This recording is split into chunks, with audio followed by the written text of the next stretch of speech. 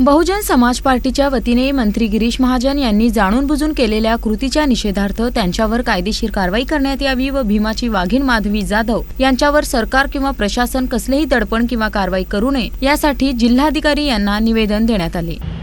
आणि ही लोकशाही ज्याच्यावर चालते ते संविधान 1950 ला 26 जानेवारीला लागू झाले आणि त्या संविधानाचा संविधानकर्त्याचं नाव तुला आठवत नाही याच्यासारखी अरे महाजना याच्यासारखी दुर्दैवाची गोष्ट कुठली आहे। बहुजन समाज पार्टी या गोष्टीचा निषेध करते आणि त्या ताई माधवी जाधव यांचा आम्हाला अभिमान आहे, सार्थ अभिमान आहे।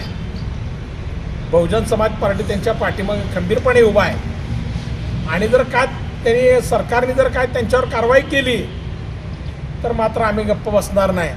तू जाणून बुजून केला, पण या महापुरुषाने जे 108 वर्ष संघर्ष करून जी उभी व्यवस्था आडवी केली व या कायद्याने सगळ्याला समानता दिली, या महापुरुषाचे आंदोलन बहुजन समाज पार्टी चालवते व त्यांनी केलेली आडवी व्यवस्था आम्ही कसल्याही परिस्थितीत तुमची किती ताकदीनं उभी करण्याचा प्रयत्न करा, आम्ही प्राणाची आहुती देऊ, पण ही व्यवस्था पुन्हा उभी होऊ देणार नाही, ही तुम्हाला आमचं आव्हान आहे।